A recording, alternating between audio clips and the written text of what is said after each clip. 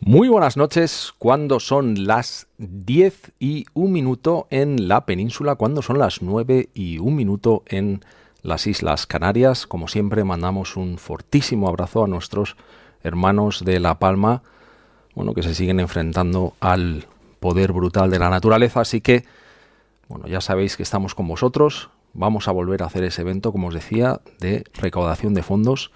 Y os mandamos muchísima fuerza a todos los respetuosos que están ya sintonizando con nosotros, nuestros amigos también de México, Ecuador, Chile, Perú.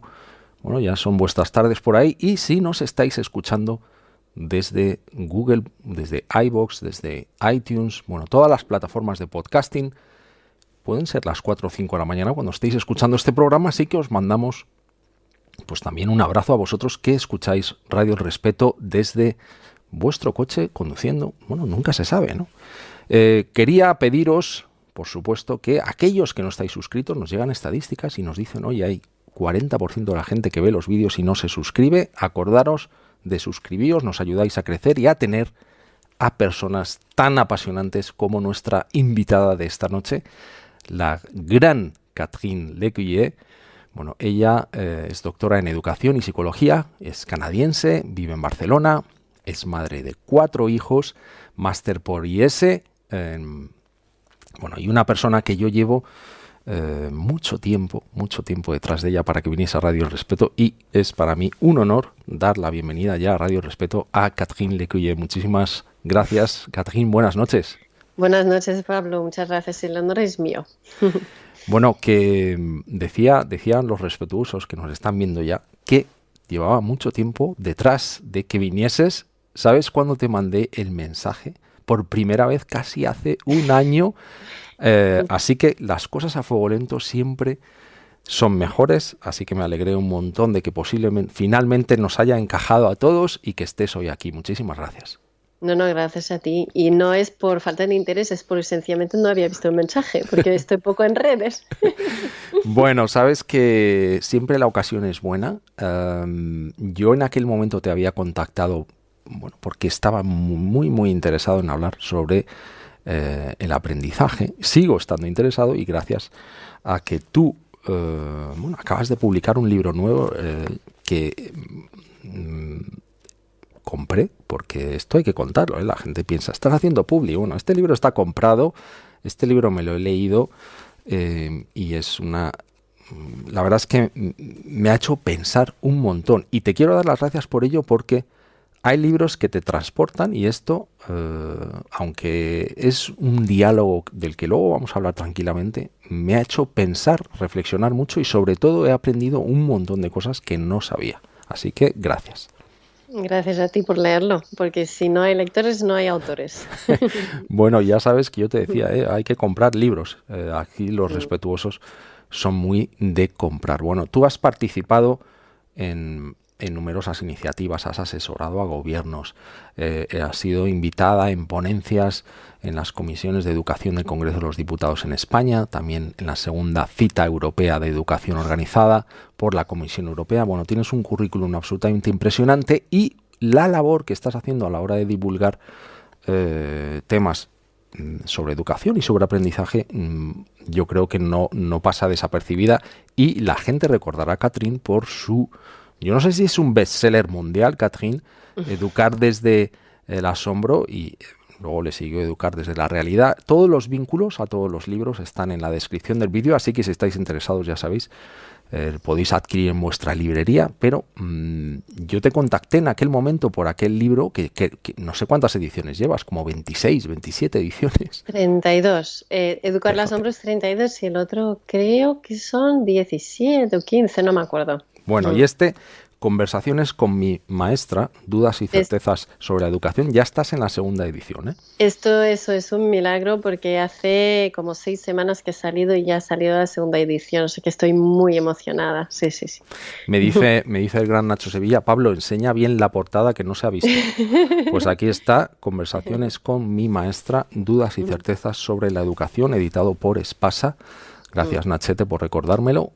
Bueno, hablamos de aprendizaje, Catherine. Yo, mientras preparaba este programa, he mandado un tuit esta tarde porque decía, lo más fascinante para mí de preparar Radio El Respeto es lo que aprendo yo. O sea, es un poco egoísta, pero hoy he aprendido sobre aprendizaje. Hoy y toda esta semana.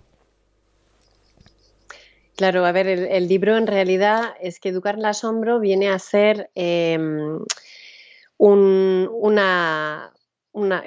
una teoría de aprendizaje, ¿no? Que tampoco es nada inventado, ¿no? Porque lo que hago es volver a los griegos, ¿no? Que hablaban del asombro como el deseo para conocer, ¿no? El inicio de la filosofía. Entonces, educar el asombro porque es una novedad, porque no lo es en realidad, es porque va a contracorriente de esa moda de la educación mecanicista, ¿no? que caracteriza pues, en la educación de muchos colegios, ¿no? Esa idea de que el niño es un ente que no se mueve, ¿eh? Entonces, si no lo empujamos, si no le estimulamos, ¿no? La palabra estimular o inculcamos, ¿no? Entonces no aprende. O sea, no tiene ese deseo interno de conocer, esa curiosidad, ¿no? de la que hablas en tus programas, ¿no? Sí. Entonces, educar el asombro viene a ser como una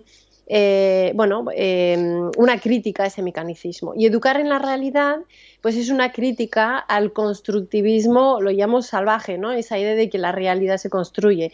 Yo lo que digo es que la realidad se descubre, ¿no? Y conversaciones con mi maestra lo que viene a hacer es una presentación de las 3 corrientes filosóficas que fundamentan las 3 corrientes educativas. Luego vamos a hablar de ello para dar un marco para que la gente se ubique, porque el libro es un diálogo entre... no sé si te debería llamar Casilda o te debería llamar Catherine, porque yo creo que hay mucha parte de Catherine en esa Casilda y un estudiante de magisterio, y es una conversación como los viejos diálogos filosóficos, ¿no? Y que yo me he imaginado, Catherine, fíjate, no sé si estás trabajando en ello pero yo me he imaginado el libro como audiolibro también, ¿no? Escuchar esa conversación, me he quedado con... Lo proyectas y siempre es bueno el papel, pero me he quedado con ganas de escuchar esa conversación porque cómo fluye y qué profundidad tiene y qué bonita es. Y digo, no sé si estará trabajando en ello, tenía ganas de preguntártelo. Yo no estoy trabajando en ello, pero seguramente que viene el audiolibro, me hará mucha ilusión escucharlo, obviamente, ¿no?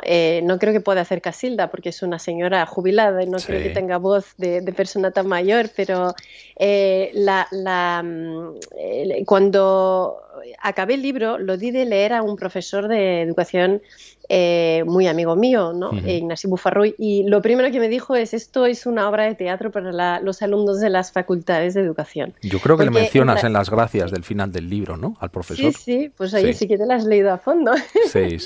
Pues entonces claro, es un libro que es para padres, también es para maestros, pero está muy pensado en alumnos de pedagogía, ¿no? Porque viene a ser como la asignatura de teoría educativa, pero en un modo divulgativo, fácil. O sea, podría ser una obra de teatro en las facultades de educación, por supuesto. Cuando tú te decides a escribir estos libros, ya no solo hablo de pero hablo de los libros en general, por supuesto, es tu tesis doctoral, está basada, y luego vamos a hablar de ello, ¿no? También sobre Montessori, pero tú tienes muchísimo bagaje y muchísimo trabajo en todo lo que es el aprendizaje. Yo no quería centrar la entrevista sobre los métodos educativos, que también es mucho de lo que habla el libro, pero del aprendizaje en sí mismo, ¿no? Decía Tomás de Aquino que el asombro es el deseo de conocer. Sí. Y todos nacemos, ¿no? con asombro. Y luego, ¿qué nos pasa, Catherine? ¿Se nos va como apagando como una cerilla? ¿Nos vamos acostumbrando a todo y damos todo por supuesto? ¿Qué pasa? Claro, el asombro no es lo mismo que la sorpresa en el sentido de estar flipado, pero en la expresión, ¿no? Yo creo que ahora hay mucho de esto, ¿no? En las aulas y en el aire, ¿no? Esa idea de que para que el niño esté motivado, pues hay que fliparle todo el día, ¿no? O emocionarle, tampoco es esto. Ujú. Entonces, yo me alejo mucho de esto porque lo llamo conductismo moderno, en el fondo, ¿no? Se utiliza la emoción o utilizar el jaleo, ¿no? Para que el niño preste atención, no. Yo pienso que el niño nace, bueno, todos nosotros, ¿no? Hemos nacido con ese deseo innato de conocer, esa curiosidad, ¿no? Esa, wow, las cosas existen. Es decir, cuando un mago saca el conejo del sombrero, Sí. el niño no se asombra porque hay un truco, se asombra porque ve un conejo y es la primera vez que lo ve. Y entonces se asombra del pelo del conejo, de las orejas del conejo, y claro, porque el conejo es un milagro, ¿no? Entonces ya tiene bastante como para asombrarse, ¿no? Solo con ver algo nuevo, ¿no? Estrenar la realidad. O sea, cada día los niños estrenan el mundo como si fuese por primera vez. Y esto es maravilloso, cosa que a nosotros nos cuesta más, porque tenemos el mundo muy visto, ¿eh? Ujú. Yo siempre en mis conferencias pregunto a la gente, digo, empiezo así, ¿no?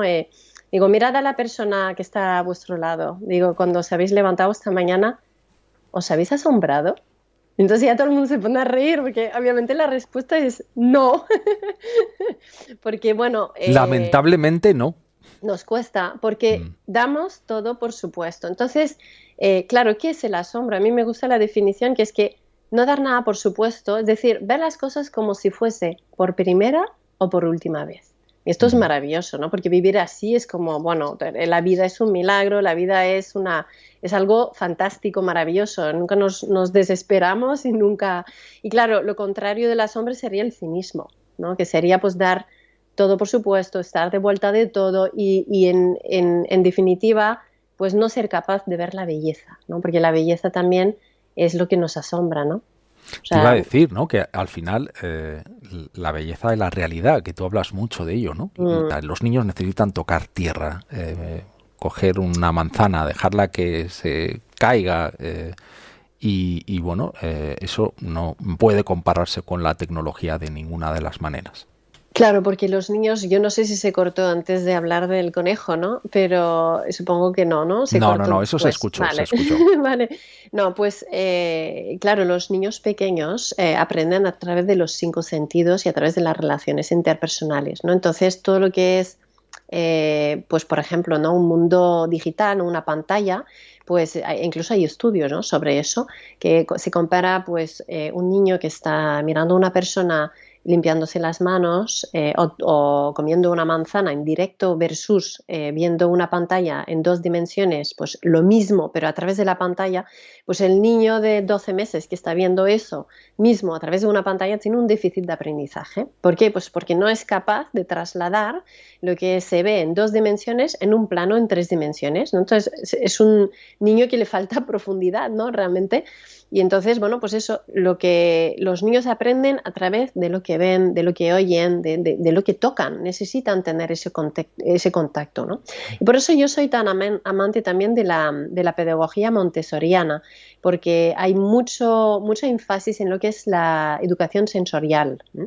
En la pedagogía montessoriana. Pero no es una educación sensorial que busca una estimulación, es una educación sensorial que busca que el niño tenga experiencias sensoriales para aprender a descubrir los matices de la belleza de la realidad. Entonces el niño es capaz de ver pues, que un color es distinto de otro, que una cosa es caliente, es fría, es capaz de percibir la belleza, que no es lo mismo que una educación sensorial que está pensada en bombardear de estímulos externos todo el rato, ¿no? Cuando el niño está siempre bombardeado de estímulo externo, lo que pasa es que está al remolque de estímulos frecuentes e intermitentes, entonces se adormece su asombro, se Ujú. adormece ese deseo interno de conocer, ¿no? Entonces pasa no solo a embotarse, sino que pasa a ser dependiente de esa estimulación externa. Y Es cuando no como, la se tiene, convierte como en un yonki, ¿no? De la estimulación. totalmente. Bueno, igual que nosotros, ¿no? Si somos fumadores o Sí, sí, estamos sí. adictos a algo, cuando se retira ese algo, ¿qué pasa? Pues que estamos ansiosos, ¿no? Entonces nos sentimos nerviosos. Pues es lo mismo que pasa cuando a un niño le quitamos la tableta, ¿no? La pantalla. Se Sí. pone muy nervioso, ¿no? Entonces, bueno, pues porque está inadaptado a la realidad. Una pregunta. Tú eres la gran experta en Montessori. Has hecho tu tesis doctoral sobre ese tema. Y tengo la percepción de que hay mucha... ¿cómo decirlo de una manera educada? Yo creo que Todo hay el mundo, mucha mucho timo. mucho timo, sí, lo iba a decir así, mucho timo sobre lo que es Montessori y lo que no. Y también pienso que mucha gente ha malinterpretado posiblemente el mensaje original, ¿no?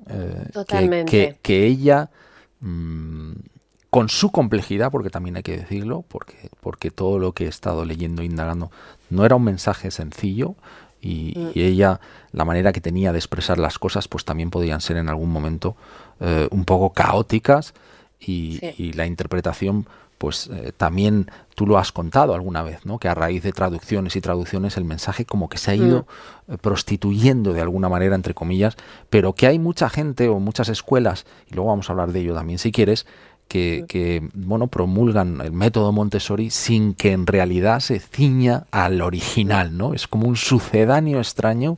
¿Qué opinión tienes sobre eso? Bueno, si Montessori levantara la cabeza, ¿no? Pobre, ya no sé, estaría bastante escandalizada. Yo dediqué 5 años de mi vida a estudiarla, a leerla. Realmente, como bien dices, es una persona muy difícil de leer. O sea, para entender un libro hay que haber leído otro, para entender otro hay que haber leído los otros. Es decir, o sea, es un pack, ¿no? Es un todo. Es muy difícil entenderla solo leyendo uno o dos o tres cosas suyas. El gran problema con Montessori es que no encaja en ninguna categoría. Es decir, María Montessori compartía una cosa con la educación nueva, ¿no? Que era el rechazo a... lo voy a resumir con una frase suya. Decía, no podemos confundir la inmovilidad con la malicia y el movimiento con la bondad. Es decir... A ver, repitamos eso porque yo voy a tomar hasta nota. A ver, perdona, que lo he dicho al revés. Es que es muy tarde, perdona. O sea, ella decía, no podemos confundir la inmovilidad con la bondad y el movimiento con la malicia, ¿vale? Me lo he dicho al revés. Entonces, ¿por qué? Porque la educación conductista, bueno, conductismo, o sea, no podemos hablar de conductismo, ¿no? En la época de Montessori porque aún no existía esa corriente, pero la mentalidad mecanicista, esa idea de que el niño, pues, no se mueve de por sí, no se desarrolla... no tiene movimiento espontáneo y no aprende, no tiene deseo de conocer, ¿no? Esa idea está muy difundida, ¿no? Esa idea de, pues, siéntate y cállate y obedece y aprende lo que yo te digo y te voy a inculcar las cosas y te voy a estimular para que aprendas y lo que no te digo no lo puedes aprender, ¿no? Entonces, esa idea antigua, ¿no? De la educación, pues a mí no me gusta llamarla tradicional, ojo, porque tradicional es una palabra muy, muy inoportuna y luego si quieres podemos explicar por qué, ¿no? Pero la educación la vamos a llamar antigua, esa educación conductista o mecanicista, ¿vale? María Montessori no estaba de acuerdo con eso y tampoco estaba de acuerdo con eso la educación nueva, el movimiento de la educación nueva que nació en el siglo XIX-XX, con Ferrier, Claparède, Piaget, bueno, todos esos hombres, ¿no? Que eran casi todos hombres, pues que María Montessori compartía con ellos ese rechazo, esa educación que asociaba, como decía antes, la inmovilidad con la bondad y el movimiento con la malicia, ¿no?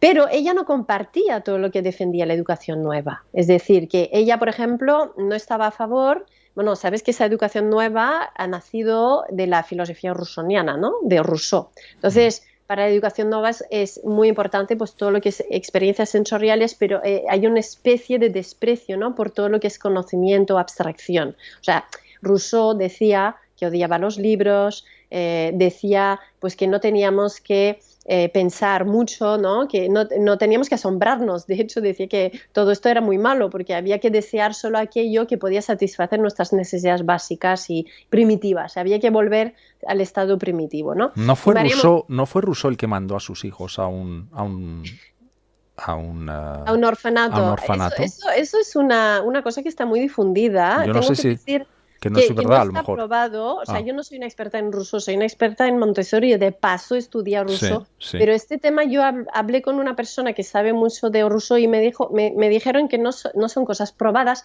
pero sí que se da bastante crédito a la historia, pero que no está documentado, o sea, él nunca lo ha dicho, de hecho, bueno, lo iba diciendo verbalmente a la gente, pero que no está documentado por escrito, ¿no?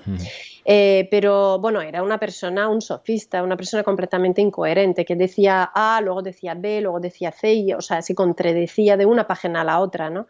Entonces, María Montessori tenía muy poco respeto por Rousseau, hablaba muy mal de él en sus libros, dice que es una historieta. Ella está en contra de toda la mentalidad del igualitarismo, de que también nace con Rousseau, ¿no? Esa idea de que todos tenemos que ser iguales, pero o sea, no es la igualdad de oportunidad, la igualdad de resultados, ¿no? Bueno, eso está muy en boga, ¿eh? Luego, si quieres, hablamos de eso. Hoy tanto que está en boga, y tanto que está en boga.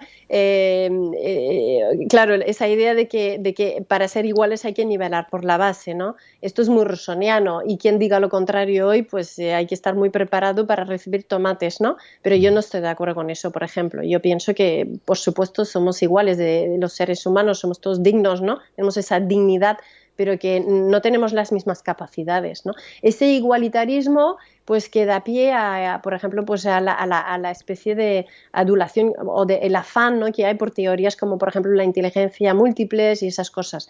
En fin, ahora me estoy yendo, pero la idea es que María Montessori discrepa con la educación nueva en muchas cosas. Por ejemplo, pues el movimiento para ella tiene que tener un propósito inteligente. Eso es muy importante en Montessori. Esto viene de Aristóteles, por cierto. Ella es muy realista como Aristóteles. Claro, la espontaneidad que caracteriza la educación nueva, que se inspira en Rousseau, es una espontaneidad que es el reino del azar, es caótico, es una espontaneidad sin finalidad, ¿no? María Montessori no está de acuerdo con eso. Entonces, yo la verdad es que estoy de acuerdo en Montessori en casi todo, ¿no? Yo desarrollé la educación en el asombro cuando salió mi libro, ¿no? En 2010, 2011, 2012, 2013, pero luego la descubrí a ella y pensé, caramba, pues está todo escrito, no hace falta que siga explicando mi teoría del asombro, ¿no? Ella no utilizó esa palabra, el asombro, pero cuando está explicando su método, yo reconozco muchas de las cosas que se me han ocurrido, ¿no? Y luego pues pensé, bueno, pues la voy a estudiar a ella, porque realmente ella lo desarrolló muchísimo mejor que yo, ¿no? Decía Rachel Carson que para mantener vivo en un niño su innato sentido del asombro se necesita la compañía de al menos un adulto con quien poder compartirlo. Y eso es muy importante, tú haces mucho hincapié en eso. Hablamos de la figura del maestro, pero también la figura de los padres, ¿no? Sí, el apego. Ahora nos alejamos de Montessori, porque uno de los puntos muy flojos de Montessori es que ella el tema del apego no lo tuvo en cuenta. Es más, es una de las discrepancias que tengo con ella, ¿no? Porque, de hecho, en uno de sus libros hay un capítulo sobre el apego como que es una cosa mala, ¿no? Para ella. Claro, hay que pensar que si Rousseau no está documentado que dejó sus hijos en el orfanato, Montessori sí abandonó a su hijo, ¿no? Esto es muy fuerte, ¿no? Luego, si quieres, podemos explicarlo porque también hay una razón por la que lo hizo, toda una historia, ¿no? Pero es bastante... Yo creo que a nivel de su pedagogía falta esa dimensión, ¿no? Esa dimensión de la afectividad, del cuidado de los niños, ¿no? Entonces... esto que decía Rachel Carson es precioso porque viene a ser, claro, yo siempre digo, los niños cuando encuentran un caracol en el suelo, ¿se asombran solos? Y la respuesta es no. Un niño pequeño lo primero que va a hacer, ¿qué es? Pues se va a acercar, exacto, se va a acercar a decir, mira a mamá, o mira a papá, o mira pues su maestro, ¿no? ¿Por qué? Porque necesita triangular, porque él no es capaz de calibrar la realidad por sí solo. Me encanta ese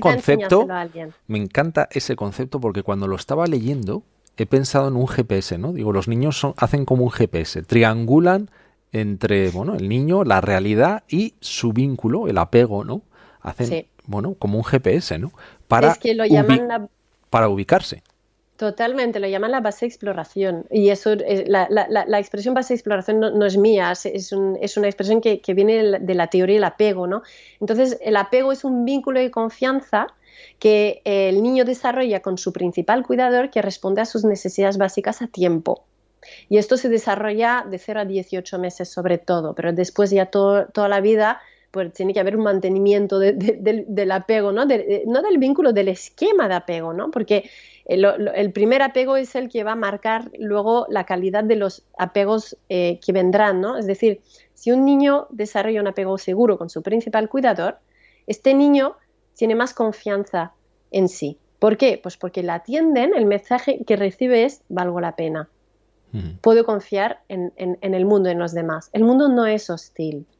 El niño, en cambio, que no se le atiende a tiempo y que está, bueno, pidiendo a gritos, ¿no?, que la atiendan porque llora o lo que sea y no vienen, el mensaje que recibe es doble. Primero recibe el mensaje de no valgo la pena, entonces bajo autoestima, y el segundo mensaje que recibe es: no puedo confiar en los demás, el mundo es hostil. Entonces hay una relación en la literatura entre el apego inseguro y los casos, pues, de acosos escolares, por ejemplo, ¿no? Son niños, pues, tanto son más víctimas que son más agresores, ¿no? Víctimas porque son inseguros y agresores pues porque si a mí no me han atendido, pues han tenido poca empatía conmigo, pues yo tengo poca empatía con los demás. O sea que realmente el apego es muy importante, ¿no? Para el descubrimiento, tanto como para la actitud de ser un niño esperanzador, un niño confiado, un niño pues dispuesto a aprender. O sea, los niños con un apego seguro descubren con más facilidad, porque van a explorar, porque tienen confianza en sí. Entonces utilizan a su madre o su padre como una base de exploración, como dices tú, triangulan. Van como un barco, ¿no?, en alta mar, que va a descubrir, luego vuelve al puerto. ¿Qué papel juegan los padres y qué papel juegan los maestros en todo esto? Bien, bueno, los padres, bueno, depende también del papel que van a asumir, ¿no? Es decir, ¿o qué papel deberían? Claro, digámoslo así claro. mejor, porque Sí. y luego también deberían los maestros, ¿no? Porque luego si quieres hablamos de las ratios de las clases Sí, y demás, pero sí. ¿qué papel debería jugar un padre, una madre, un maestro en ese apego, en ese, bueno, proporcionar esa seguridad al niño, ¿no?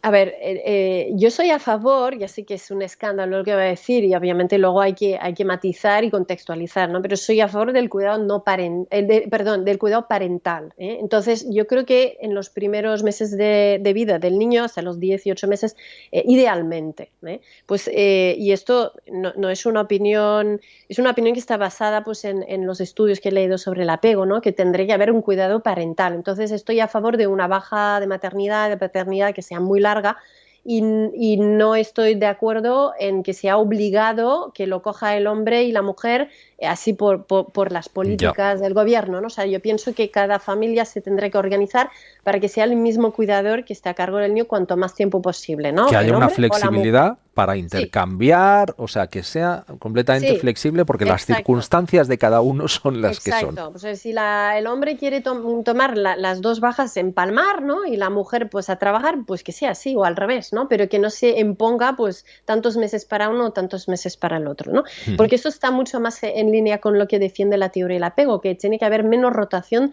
del primer cuidador, ¿no? Esto no quiere decir que el niño no va a tener apego con su padre si está con su madre, pero siempre tiene que haber esa principal figura de apego, es clave, ¿no? Para los primeros 18 meses, ¿no? Ujú. Ahora, si no podemos, porque claro, trabajamos y Sí. la situación no es fácil y sobre todo en España, que vivir con un sueldo es todo un reto, entonces ahí lo que deberíamos buscar es una persona en casa de confianza que se encargue del niño o un parvulario con no sé si se dice unos ratios, es que ya sé en mi Sí, sí, castellano, sí, sí. pues que sea pocos niños por maestro, ¿no? Entonces, las recomendaciones de la Academia Americana de Pediatría no las tengo a mano aquí, pero justo estaba hablando de esto en Córdoba hace unos días, daba una clase sobre esto, me parece de memoria que era 3 niños pequeños por cada maestro, ¿no? Con 1 año y medio. Claro, ¿tenemos eso en España?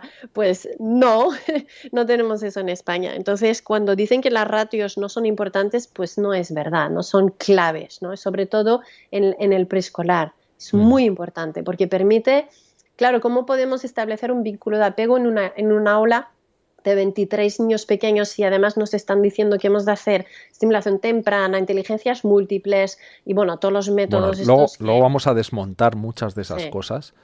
Vamos a hablar de los neuromitos, porque creo que es muy importante. Es una de las cosas que he aprendido cuando te leía, ¿no?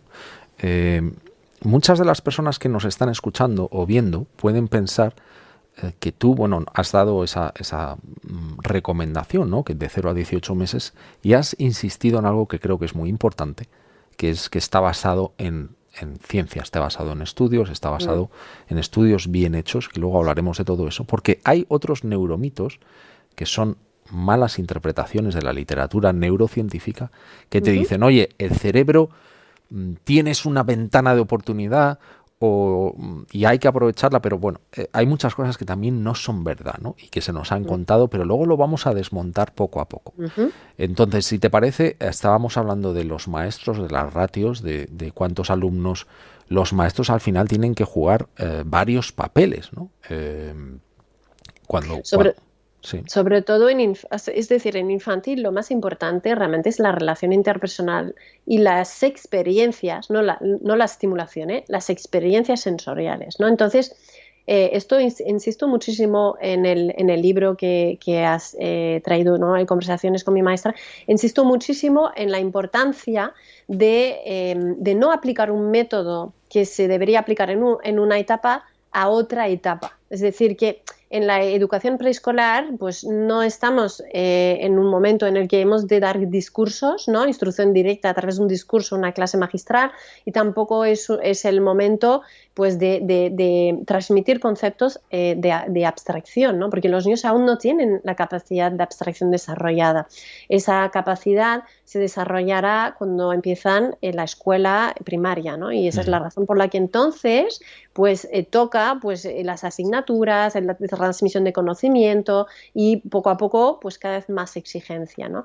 Y por eso a veces tendemos a adelantar los aprendizajes y en la etapa preescolar a aplicar métodos que son propios a etapas, pues, de primaria y secundaria, y al revés, cuando estamos en secundaria y en primaria, por desgracia, tendemos a utilizar métodos que son propios de la etapa preescolar. Entonces estamos ahí en un caos, ¿no? Una de las preguntas que te quería hacer es, tenemos la percepción, quiero luego elaborar todo esto contigo, ¿no? Tranquilamente, pero estábamos hablando de ese rol de los padres, ese rol de los maestros, y ninguna de esas tareas al final las puede realizar una pantalla. O sea, ese calibrar la realidad, ese acompañamiento discreto, el estar ahí a un lado y dejar que ese contacto con la realidad vaya sucediendo y la experimentación, todo eso los dispositivos no nos lo pueden dar, por muy buenos que sean, ¿no? Y luego vamos a hablar de si quieres, de todo el papel de la tecnología, pero sí que es verdad que vamos hacia un mundo mucho más digital, Catherine. Eso es verdad, pero yo siempre digo que no son, o sea, hablamos de nativo digital, que esto también es un mito, que podremos desmontar ahora mismo, que es un tecnomito que le llamo. Decimos que los niños ya aprenden de otra manera porque son nativos digitales. Bueno, para los que nos escuchan y que a lo mejor no están familiarizados con ese término o que lo han escuchado pero no saben muy bien de dónde viene, pues eso es la idea de que los nacidos desde el año 84, por haber tenido más contacto con la tecnología, aprenden mejor a través de la tecnología, para resumir. ¿Esto es falso? Entonces hay una parte que es verdadera, y siempre en los mitos tenemos una parte que es verdadera, porque si no nadie se lo creería, ¿no? Una cosa que es completamente falsa. Entonces hay una parte que es verdadera, que es que efectivamente los que han nacido desde el año 84 pues tienen más contacto con la tecnología, eso es verdad. Que la parte que es falsa es que, por lo tanto, esas personas tienen más capacidad de aprender o es más fácil para ellos aprender a través de la tecnología. Eso no es verdad. Entonces, ¿y en qué argumentos se basan los que argumentan eso? Pues dicen que los nativos digitales tienen más facilidad, por ejemplo, para aprender a través de la multitarea tecnológica, es decir, que son mejores que nosotros en multitarear tecnológicamente. Y hay estudios que que dicen que no es verdad para nada. Es decir, que no podemos hacer dos cosas a la vez que requieren procesar información, menos a través de la tecnología. O sea, eso es un tema que no hay debate, ¿no? No hay ningún neurólogo que dice, sí, se puede hacer dos cosas a la vez que requieren procesar información. La respuesta es no se puede, o sea, no hay debate sobre eso. Entonces, cuando nosotros pedimos a un adolescente que esté haciendo sus deberes a la vez que está viendo de rojo el videojuego, a la vez que está mirando el WhatsApp o está tomando en clases las notas, a la vez que está mirando el móvil, a la vez que está haciendo, pues, redes sociales, lo que está pasando aquí es una peor oscilación de la atención entre las varias tareas que se están realizando, porque lo que se hace no se hace en paralelo, se hace de forma secuencial. Entonces, enfocamos, desenfocamos, enfocamos, desenfocamos, ¿no? Ujú. ¿Y qué ocurre? Pues que hay un colapso de la memoria de trabajo, hay más superficialidad en el pensamiento y hay más errores, ¿no? Y esto los jóvenes no tienen menos posibilidad de padecer eso, porque el cerebro humano es el mismo, ¿no? Hace 2000 años que ahora que dentro de 2000 años, ¿no? O sea, los niños no son distintos, lo que es distinto es el ambiente, el entorno en el que han crecido, y lo que pasa es que pasa factura, inatención, colapso de la memoria de trabajo y todo eso, ¿no? Por, bueno, la razón por la que me gustaba traerte al programa también es por ser prácticos y sobre todo que los padres y los maestros que nos estén viendo pues vayan cogiendo algunas notas, ¿no? Como yo he cogido al leer tu libro. Creo que en esta primera parte yo creo que es fundamental que tanto los padres, nosotros, como los maestros nos preguntemos, oye, ¿qué tipo de experiencias estamos dando a nuestros hijos? Y sobre todo también tener en cuenta el tema del apego, ¿no? ¿A dónde voy a llevar a mi recién nacido? ¿Qué es lo que voy a hacer durante esos 0 a 18 meses? Cuando es tan importante, y lo sabemos por los estudios, pues que se genere ese vínculo de confianza que luego va a ser crítico. Sobre todo intentar que los padres sean los que sean responsables de esos primeros pasos, y luego a quién nos va a acompañar en ese redescubrimiento de la realidad cotidiana, ¿no? Como ese aprendizaje natural, ese tocar, oler, olisquear, saltar, bueno, todo eso, ¿no? O sea, que en definitiva lo que hay que hacer es cuidar de forma muy especial todo eso. Catherine, no sé si estás de acuerdo con este primer resumen. Sí.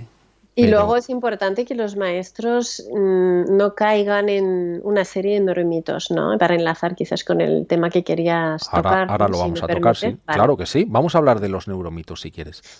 Vamos a explicar primero lo que son, ¿te Vale. parece? Y luego vamos a Sí. poner ejemplos de muchos que existen ahí, ¿no? Sí. Bueno, tú has hablado mucho de esto, lo hemos mencionado ligeramente. ¿Qué es un neuromito, Catherine? Bueno, lo has dicho, lo has resumido muy bien, ¿no? Que es una mala interpretación de la literatura neurocientífica aplicada pues, de forma inoportuna, ¿no? Inadecuada al ámbito educativo. Ujú. Entonces, bueno, yo puedo listar aquí una serie de neuromitos, no soy experta en todos, ¿no? Pero sí que tengo un cierto nivel de expertise en dos de ellos, ¿no?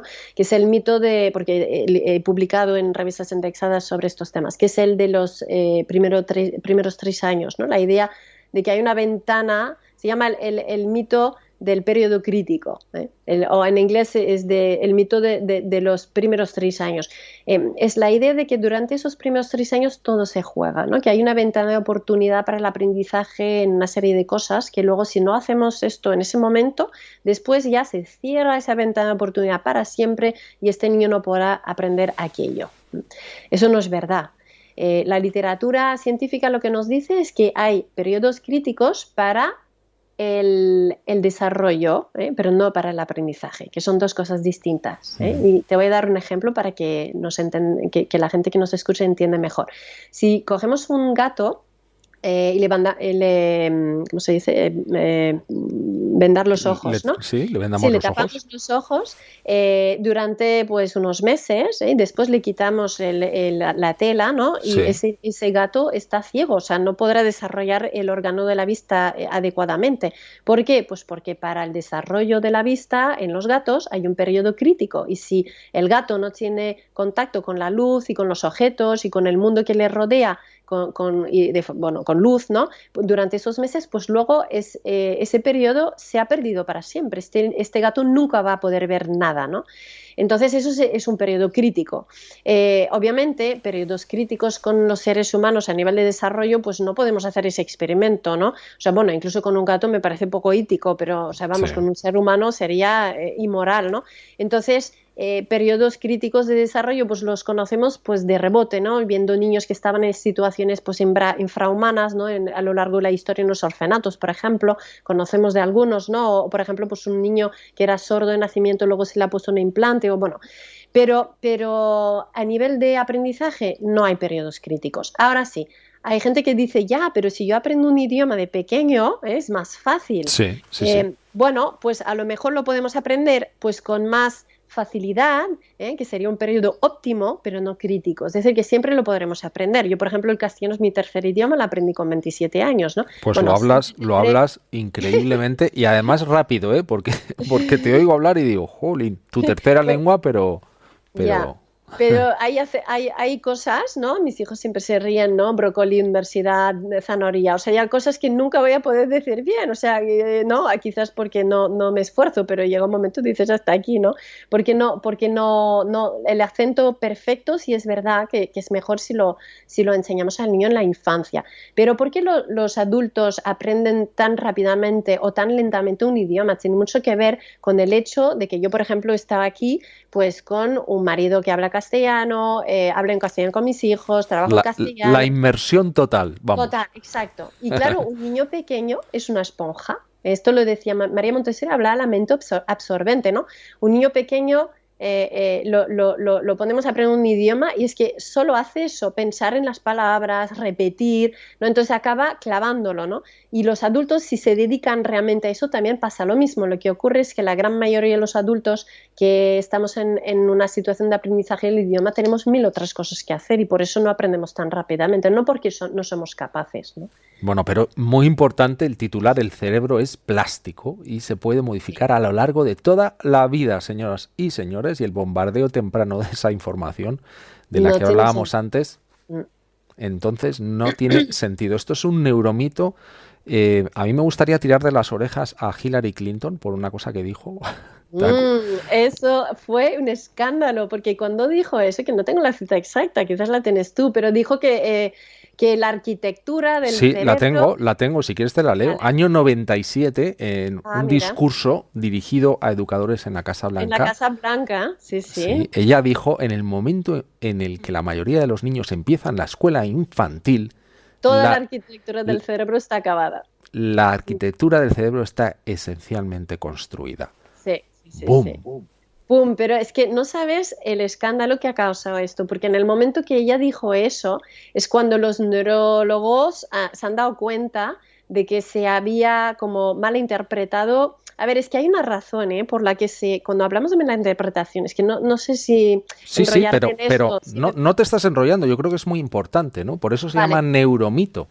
Claro, mira, es que en el ámbito neurocientífico hay una cosa que se llama, pues o sea, hay una cosa que es la proliferación de neuronas, ¿no? Sí, sí, sí. Y la proliferación de conexiones sinápticas, ¿no? Entonces, eso ocurre a lo largo de los primeros años de vida.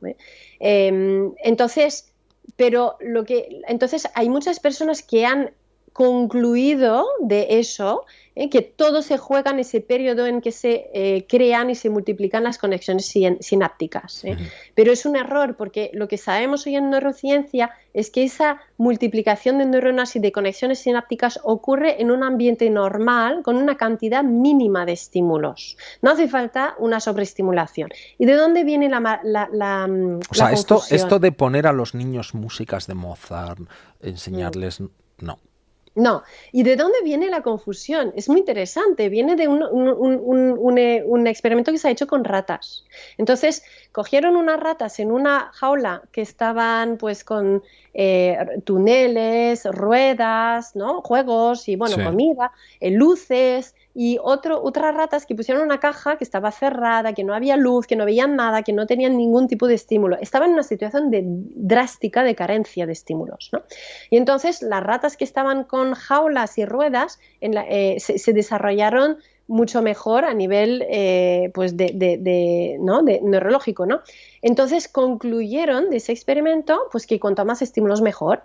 Pero ¿qué pasa? Que eso es un fallo metodológico. La conclusión está equivocada, porque el hecho de tener, si la carencia de estímulo drástica puede ser nefasta para el cerebro, de ahí no podemos concluir que la sobreestimulación es positiva. No sé si me explico. Sí, entonces, sí. En los años, justo después de que Hillary Clinton hubiese hecho esa declaración, es cuando empezaron los neurocientíficos a hablar con los pedagogos y a darse cuenta de por qué se había malinterpretado pues, esos estudios aplicado al ámbito educativo, ¿no? Bueno, hoy todas las sociedades científicas han tirado por tierra ese comentario, también en España, o sea, hay que decirlo. Vamos con más neuromitos, ¿te parece? Sí, claro. El niño tiene una inteligencia ilimitada.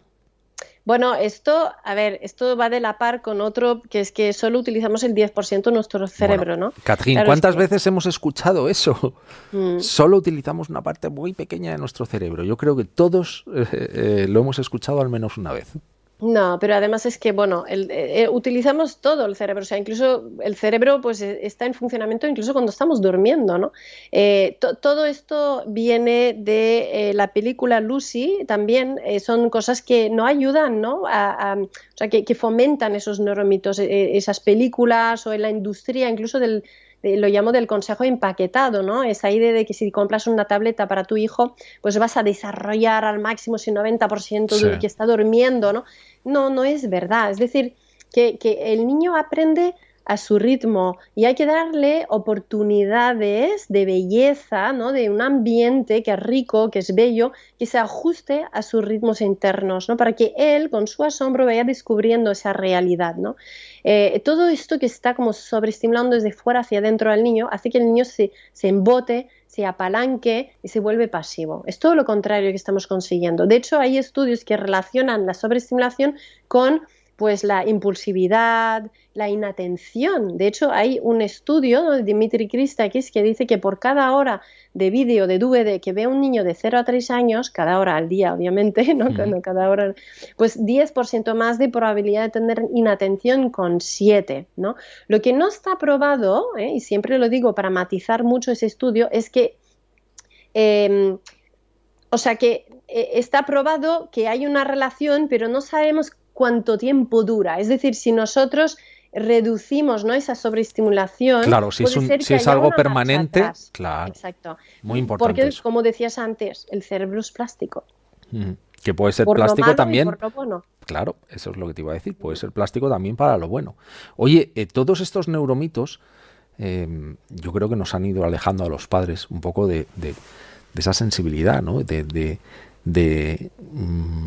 Tú tienes un artículo, lo he leído esta tarde y la verdad es que lo he leído una vez, le he dado 5 minutos, he vuelto al artículo, lo he vuelto a leer y me lo he guardado, creo que está colgado en tu web, en el que hablas del sentido común. Y bueno, se lo recomiendo a todo el mundo. La página web también de Catherine está en la descripción del vídeo, pero por favor, leedlo. Habla del sentido común y por qué se ha ido perdiendo, ¿no? Pero estos neuromitos han contribuido un poco a alejarnos, ¿no?, de la sensibilidad y del sentido común al final. O sea, que no puede ser tan difícil el ser padre y madre y lo hemos hecho todo como muy complicado. Sí. Sí, totalmente, pero esa sensibilidad que llamamos a veces intuición maternal, que yo creo que no es solo una cosa de mujer, que también es una cosa que tienen los padres cuando están atentos, ¿no?, a sus hijos y los escuchan llorar y saben por qué lloran y los atienden. Entonces tú vas desarrollando esa especie de sensibilidad muy grande para poder atender a tiempo a las necesidades de tu hijo. Cuando hablamos de necesidades, no hablamos de dar al niño todo lo que pide, ¿no? O sea, no es lo mismo atender una necesidad básica y real que atender un capricho, ¿no? O sea, no es lo mismo. Entonces esa sensibilidad es clave para una crianza que tenga sentido. Es más, hay un estudio, y ahora no me acuerdo el nombre, pero es un estudio, a ver cómo se llama el que lo llevaba, es... es que no tengo memoria para los nombres. Bueno, Uno de los estudios más importantes que se ha hecho sobre el desarrollo infantil, un estudio longitudinal, ¿no?, que se ha hecho en Estados Unidos, Bersky, no me acuerdo del director, ya me acordaré. Entonces, una de las conclusiones de este estudio, que miraron muchísimos parámetros, ¿no?, en la crianza, era que el mejor predictor, ¿no?, mejor indicador para predecir el buen desarrollo de los niños es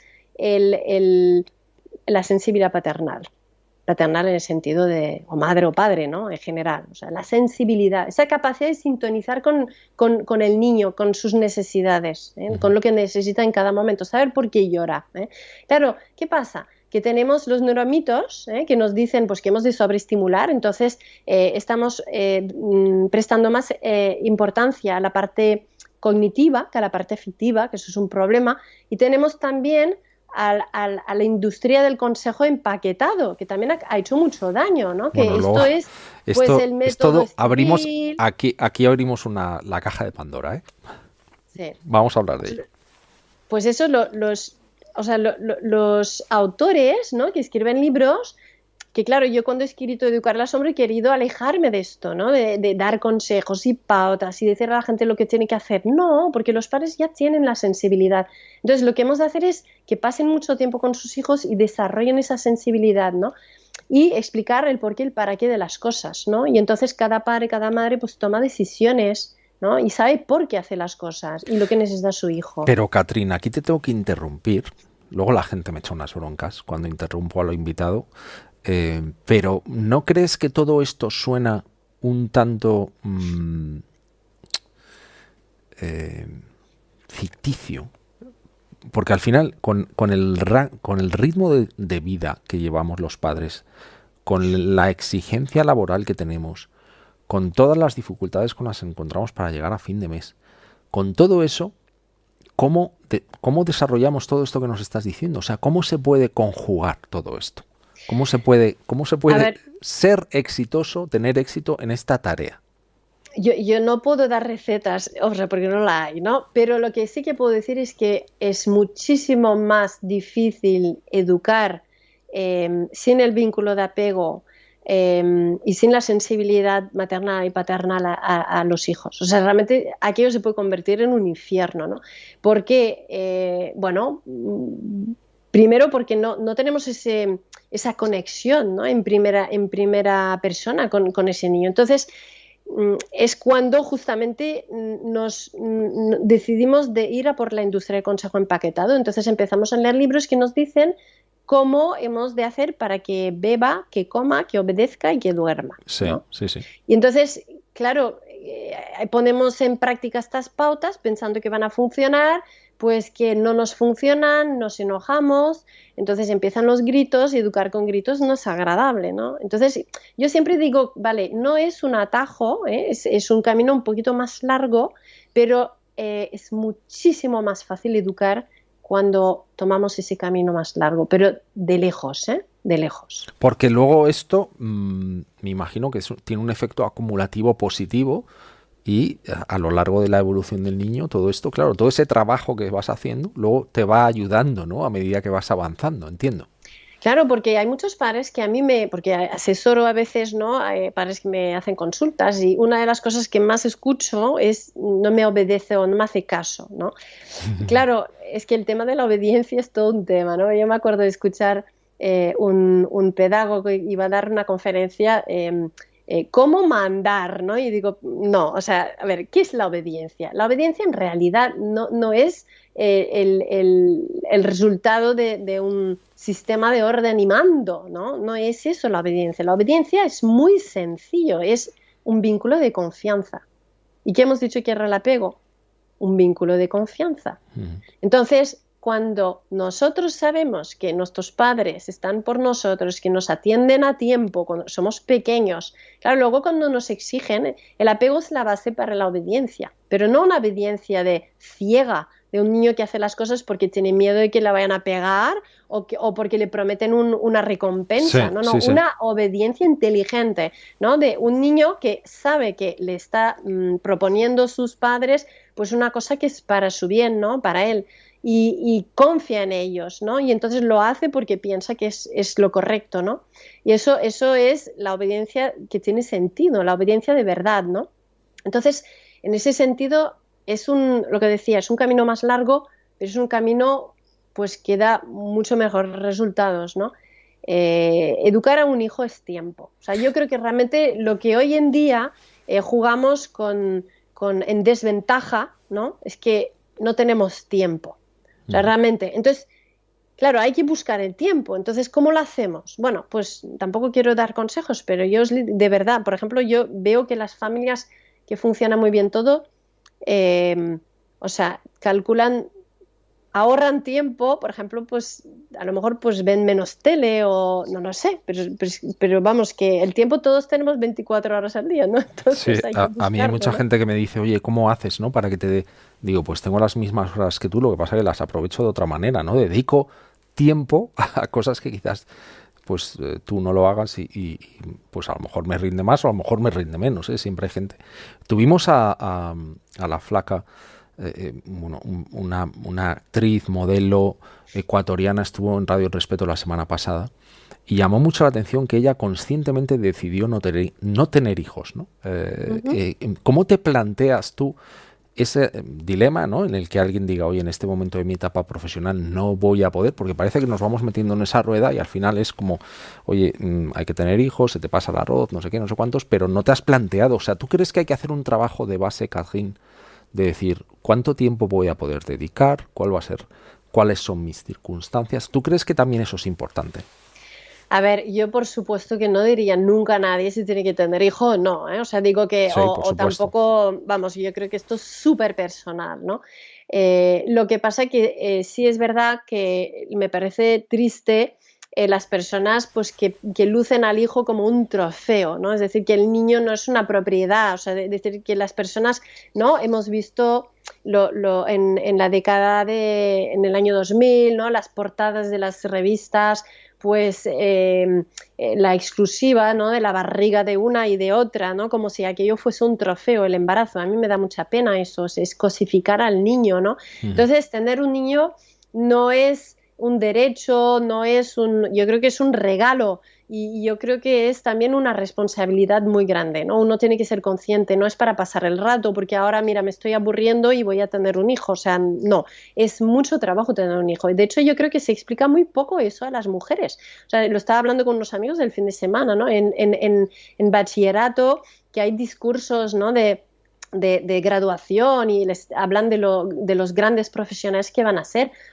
En algún momento se nos ha explicado que vamos a ser padres o madres. O sea, esa vertiente está totalmente como ignorada, ¿no? Y no digo que hay que hacer proselitismo de la paternidad o de la maternidad, porque cada uno decide si quiere o no tener hijos, pero que se tenga en cuenta. Es decir, de hecho, yo estuve en una conferencia hace poco, ¿no? Con una niña con una hija mía que le estaban explicando pues las posibilidades de carreras y en base a que tú tomas tu decisión de escoger una carrera y en ningún momento salió en esa conferencia el factor de la compatibilidad de la familia y del trabajo, ¿no? Que es que No suena como solo de para las sentido, mujeres, suena como de sentido común, ¿no? Que nos lo hombre, cuenten en algún claro. momento. También hay muchas otras cosas de las que no se habla, ¿no? Por ejemplo, de la muerte, que parece un mito, que no nos Mm, preparan también para afrontar, ni la nuestra ni la de los demás, pero eso es algo que tiene mucha lógica, ¿no? Así he escuchado.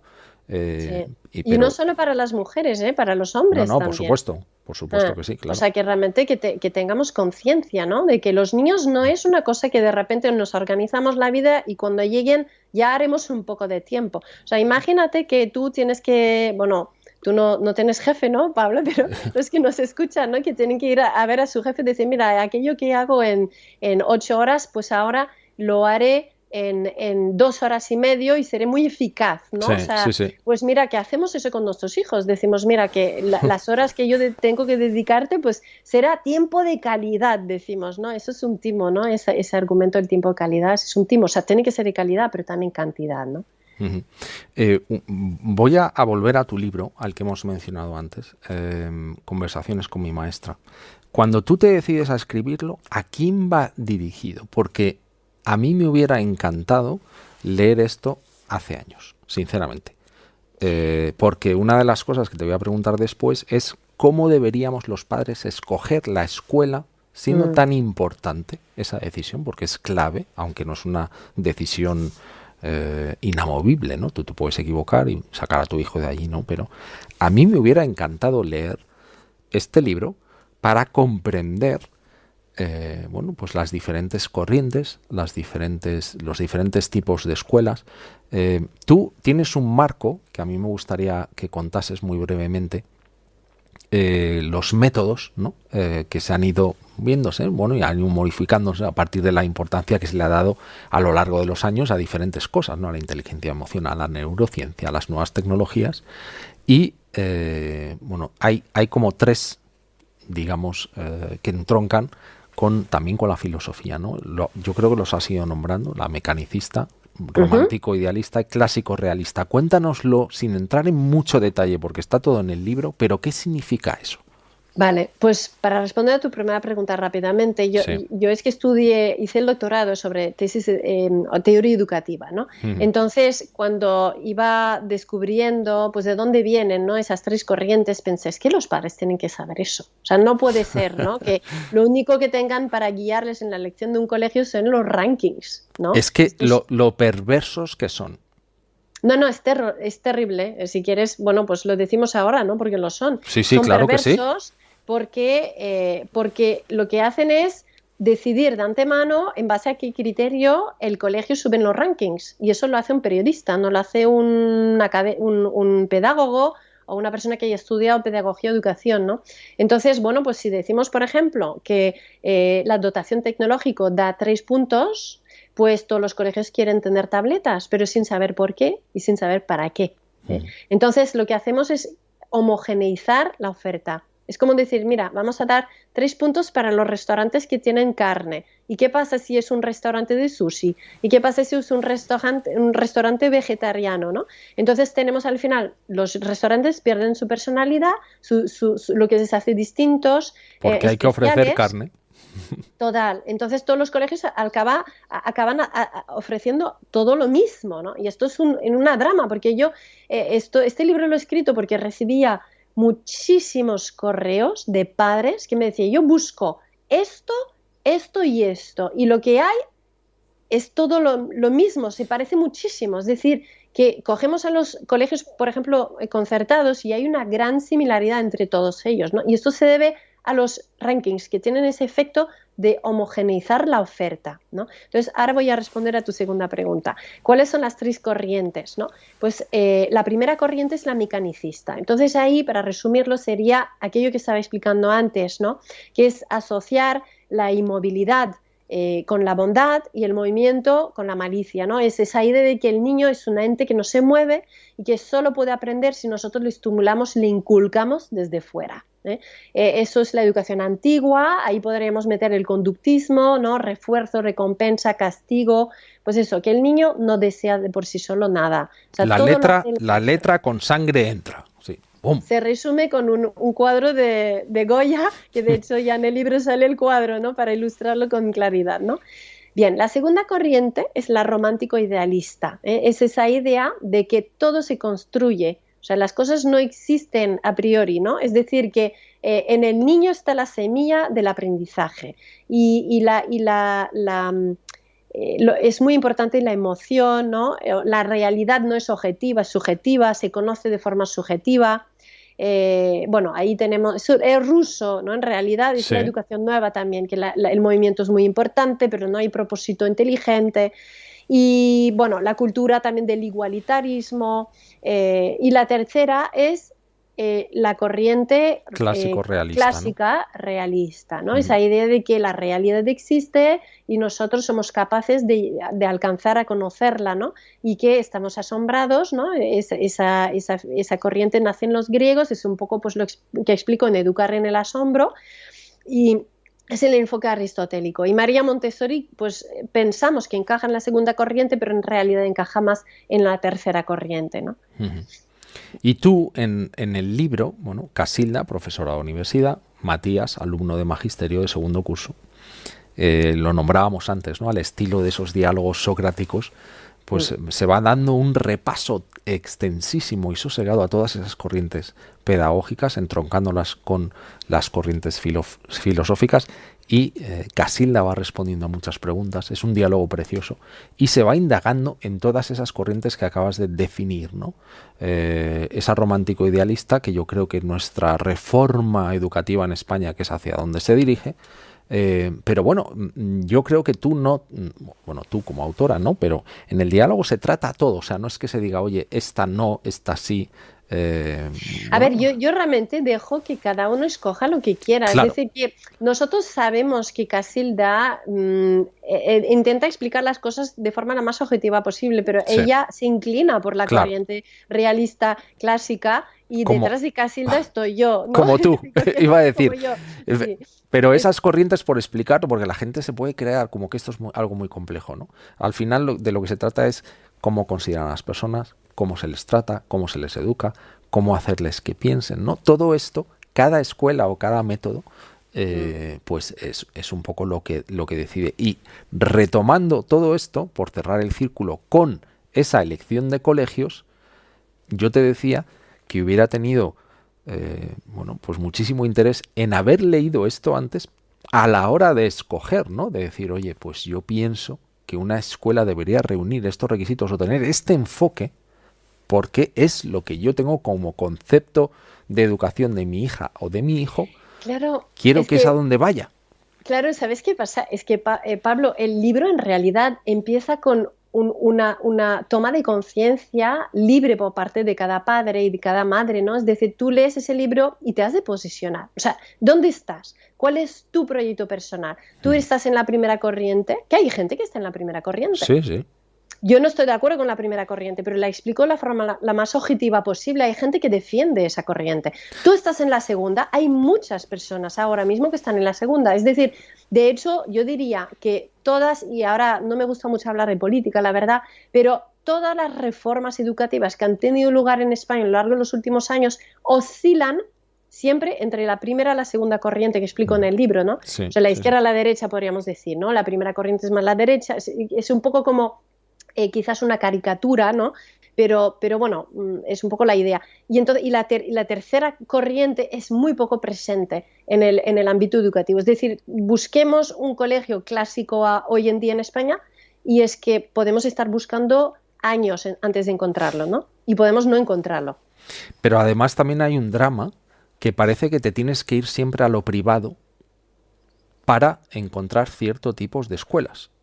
Bueno, y aquí me permites, porque yo creo que esto sí que, o sea, es muy importante. Es que en el libro defiendo una cosa que yo desde que he llegado a España, que no entiendo porque nunca se ha dicho y he querido decirlo muy alto, y es que defiendo la libertad educativa en la pública. Es decir, que yo no entiendo por qué la defensa de la libertad educativa siempre se ha asociado aquí con la lucha por la sobrevivencia, la concertada o por la privada, ¿eh? Yo, no, o sea, yo pienso que la libertad educativa es algo al que todo el mundo tiene derecho. Y es más, yo llevo desde 2011 yendo por toda España dando conferencias en ayuntamientos, ¿no? De todos los partidos políticos, ¿no? El PP, el PSOE, Sí. el Podemos, y es que escucho a los padres decirme que ellos quieren escoger la educación de sus hijos, pero incluso en la pública. Es decir, ¿por qué tenemos unos padres que acatar con que nos hayan impuesto unas tabletas en un colegio público si además no tenemos recursos económicos para poder tener una alternativa?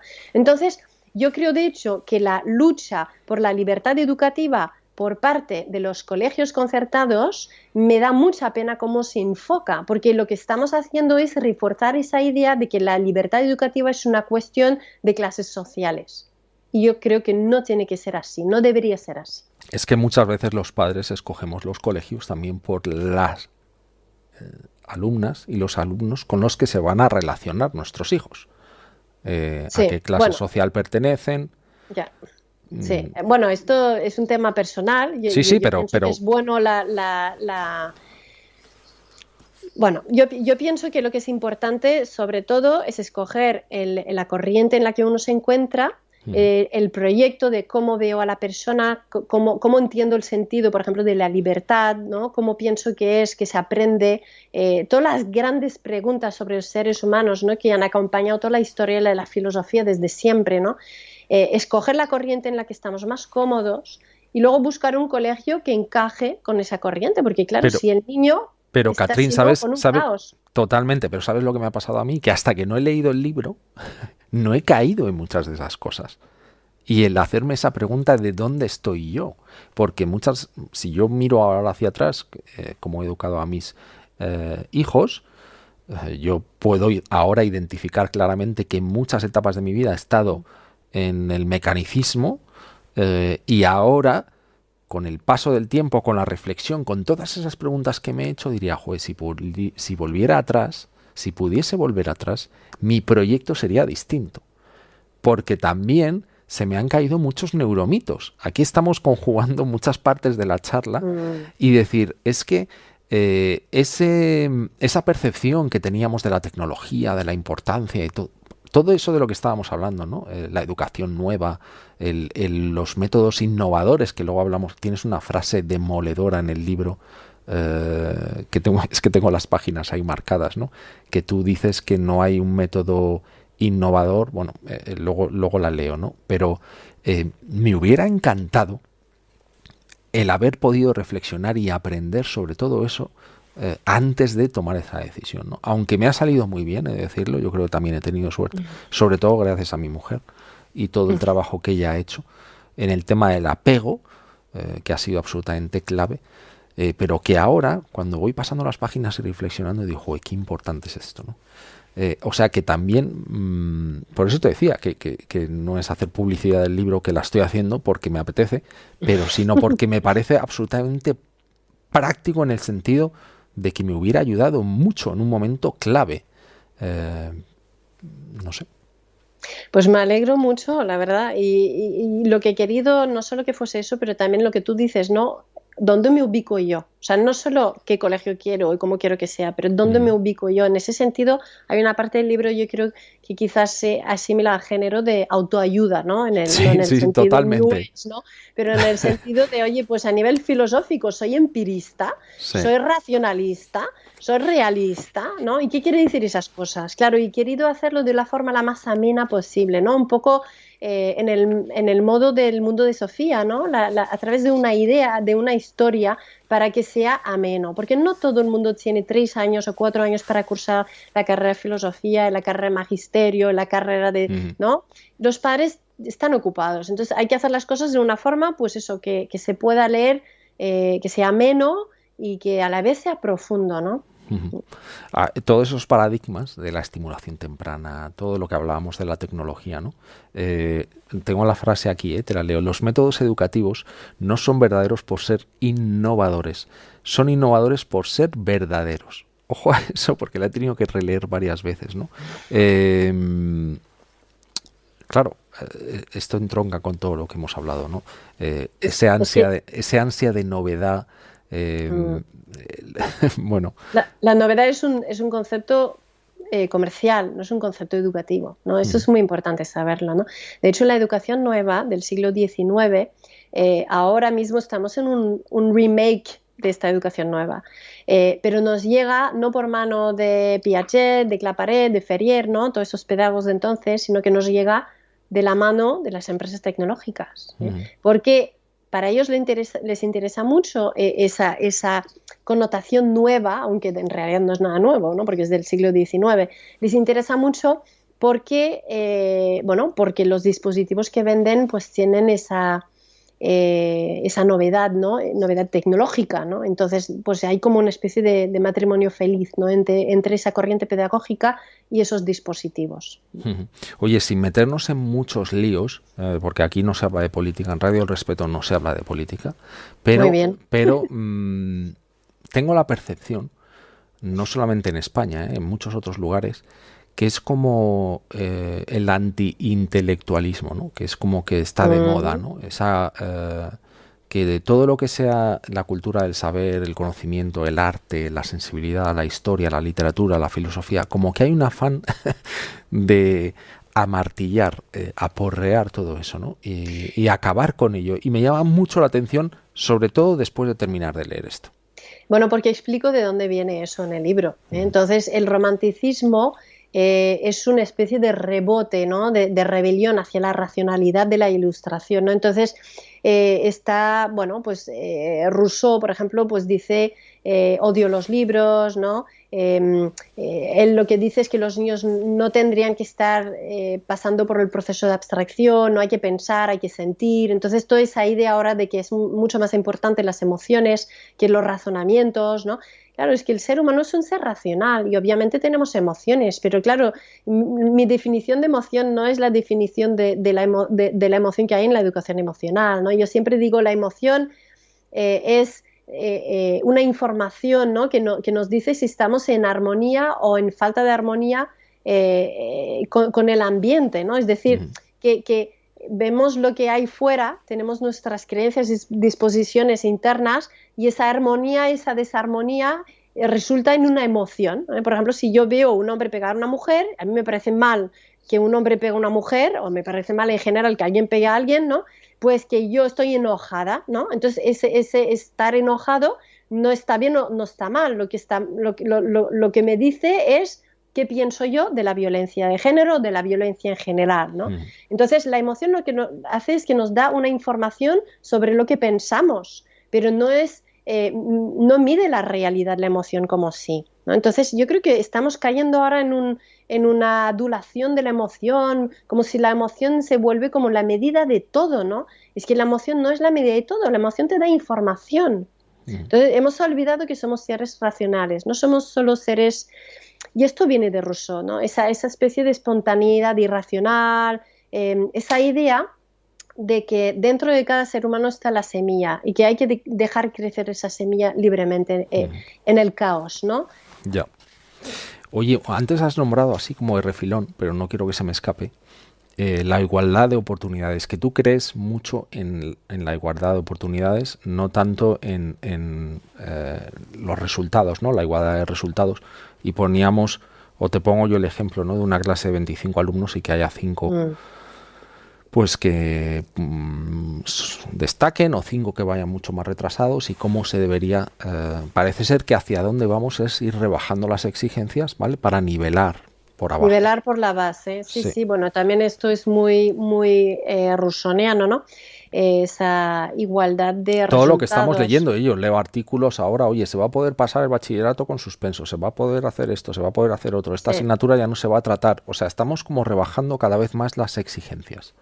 Claro, es que la diversidad bien atendida es una diversidad en la que cada uno es distinto y se le ha de atender como es, ¿no? Entonces, lo que hacemos cuando rebajamos las exigencias para que todo el mundo pase una etapa escolar, lo que estamos haciendo es dejar de dar un reto a los que pueden más. Y esto también es una pena porque, bueno, pues eso, yo creo que el ser humano tiene, bueno, el deseo de conocer y está buscando retos que se ajustan a sus capacidades. De hecho, no sé, los que nos escuchan seguro que saben cuál es el concepto del flow, ¿no? Ese flujo que llamamos en castellano, ¿no? Ese estado de concentración profundo que ocurre cuando uno pues encuentra un reto que se ajusta a sus capacidades, ¿eh? Y ahí es cuando empezamos como a jugar, ¿no? A disfrutar con el conocimiento, a disfrutar con la lectura. Y esto pasa cuando tenemos retos que se ajustan a nuestras posibilidades y nos los dan. Pero si no nos dan retos, ¿qué va a pasar? Pues nos aburrimos. Cuando las cosas son demasiado fáciles, nos aburrimos. Cuando son demasiado difíciles, sentimos ansiedad. Pues hay que atender a cada uno según sus capacidades. Y esto es la educación personalizada, ¿no? No dar una tableta por alumno, esto no es una educación personalizada, esto sería una educación individualizada, ¿no? Fíjate, porque yo te hacía la pregunta y no había leído que, mira, nos pregunta nuestro amigo Óscar Carreres, ¿qué opinas de que un alumno pueda pasar de curso con asignaturas suspensas? Tenemos a una pregunta muy similar de Sil Darkside. ¿Qué te parece la nueva ley de educación en España, donde un alumno podrá obtener el título de bachillerato aún no habiendo aprobado alguna asignatura? Yo creo que has hablado de ello. ¿Tú crees en la igualdad de oportunidades, no en la igualación de los resultados y no en nivelar por la base, ¿no? Esto es, yo creo que es tu mensaje, ¿no? Sí, a ver, es que realmente lo que estamos haciendo es abaratar el título, ¿no? Y entonces, bueno, esto no es motivante para las personas que están buscando retos más grandes, ¿no? Yo creo que las personas que tienen dificultades hay que atenderlas. Lo que pasa es que no se lleva esto ahora de hablar de segmentar y atender de forma especial, ¿no? La educación especial pues ya no se hace aparte. Claro, ¿te imaginas un colegio que dijera pues que de 3 grupos van a dividir pues el grupo más fuerte, el grupo más flojo y el grupo Bueno, intermedio? Pues eso es bueno, la que se liaría, el ¿no? escándalo total. Sí, pues yo pienso que está bien. De hecho, yo conozco un colegio que lo está haciendo así y es muy bonito porque los alumnos, por ejemplo, algunos alumnos piden estar en el grupo bajo en matemáticas porque están mucho más relajados, mucho mejor y el año siguiente siguen, a lo mejor pasan al intermediario, Mm. luego pasan al otro, ¿no? Y van... Y en inglés a lo mejor están en el más alto, en matemáticas en el más bajo y no pasa nada. O sea, esta idea de que todos tenemos que hacer exactamente lo mismo, a mí me parece esto incorrecto, ¿no? Esa idea de que el aula tiene que ser como el mundo, ¿no? Esto es Ya. como una especie de dogma, ¿no? Que el aula tiene que ser como... Yo creo que no. Yo creo que el aula tiene que ser como un claustro y no tiene ninguna connotación religiosa lo que estoy diciendo, ¿no? Un claustro en el sentido de un ambiente preparado, ¿no? Es un concepto muy montessoriano, de hecho, el ambiente preparado, ¿no? La universidad es un templo del saber, ¿no? No Eso es te un iba a lugar decir, que como quiere... la universidad debería ser, ¿no? Claro, no es un lugar que debería querer reproducir lo que está pasando en la calle, ¿no? Pero ¿de dónde viene esta idea de que el aula tiene que ser como el mundo? Eso es una idea, lo explico en el libro, que viene de Dewey, ¿no? Dewey, que, bueno, pues que para él, de hecho, viene de Rousseau también, ¿no? Esta idea, o sea, Rousseau utiliza la educación para crear el ciudadano que puede luego estar al servicio del Estado que ha creado en el libro El contrato social, ¿no? O sea que realmente su propuesta educativa es instrumental para su propuesta política, ¿no? Y en el caso de Dewey, pues el aula es como un crisol de cultura en el que vamos a conseguir pues que todos se integren, porque había mucha inmigración, ¿no? Después de la Primera Guerra Mundial, pues que todos se puedan integrar y que podamos tener ese sistema de democracia, ¿no? Por eso uno de los libros de Dewey se llama Democracy, ¿no? Entonces, bueno, es esa idea de que el aula tiene que ser como en el mundo, yo no estoy de acuerdo con eso. Oye, las redes sociales. Muchísimos padres se encontrarán en el dilema por ir a temas prácticos, tecnología, darle a un niño un móvil, a que acceda a redes sociales. ¿Cuál es tu opinión después de haber estudiado tanto? Cuanto más tarde, mejor. Yo creo que cuando daba ese consejo en 2014, cuando salió mi libro, bueno, lo escribí en 2014, salió en 2015 y, bueno, yo creo que ha causado bastante escándalo, ¿no? La gente decía, uy, qué exagerado, ¿no? Y ahora, después del empacho que hemos vivido de tecnologías y después del empacho que han tenido durante la pandemia nuestros jóvenes, la gente está mucho más abierta a escuchar esa postura. Yo creo que la gente se ha dado cuenta. Hay muchas madres me escriben y me hablan y me dicen, yo ojalá pudiese dar marcha atrás ahora. Se ha regalado el iPhone, el smartphone para la primera comunión de muchísimos niños y creo que eso es un error. ¿Pero qué haces, Catrín? Porque si no es que es como que les estás relegando, ¿no? Sacándoles de un grupo, sacándoles como de hacia donde va todo el resto de sus amigos y ellos no.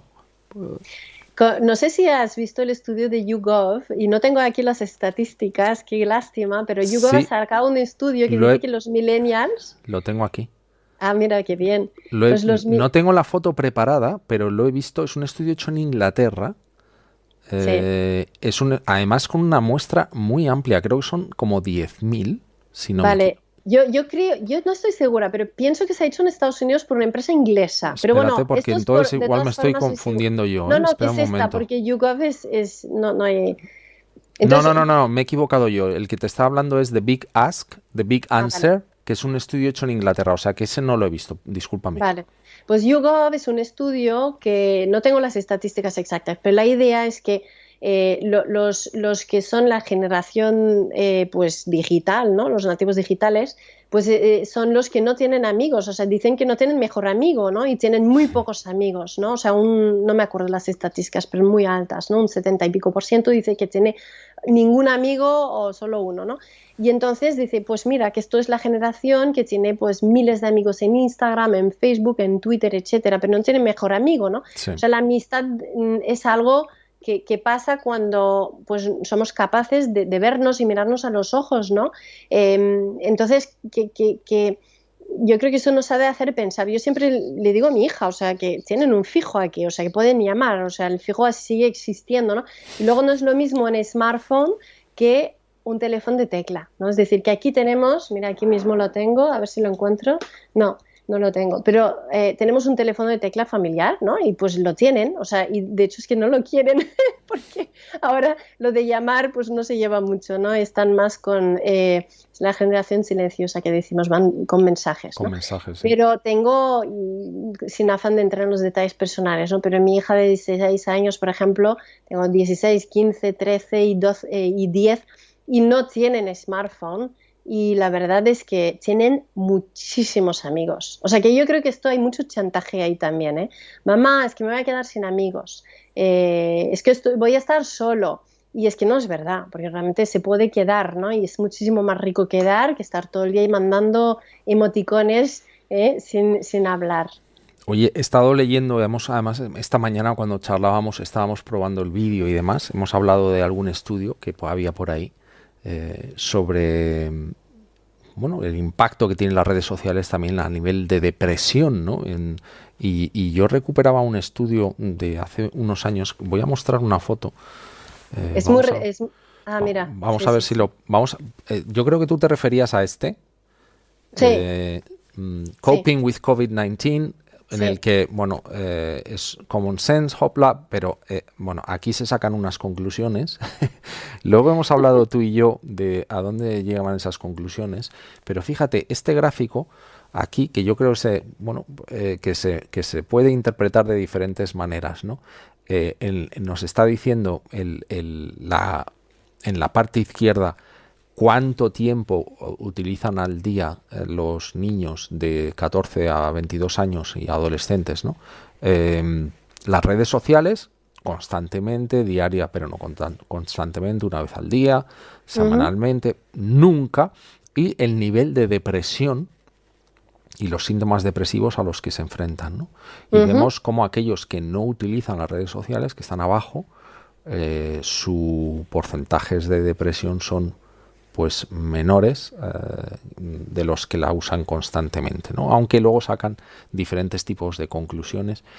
Y los sponsors de este estudio, que me lo contabas tú, eran Sí, Facebook, Google, bueno, Fundación Besos, etcétera. Pero es interesante porque, bueno, esto hay que decir que se ha hecho en jóvenes entre 14 y 22 años, uh-huh, durante la pandemia.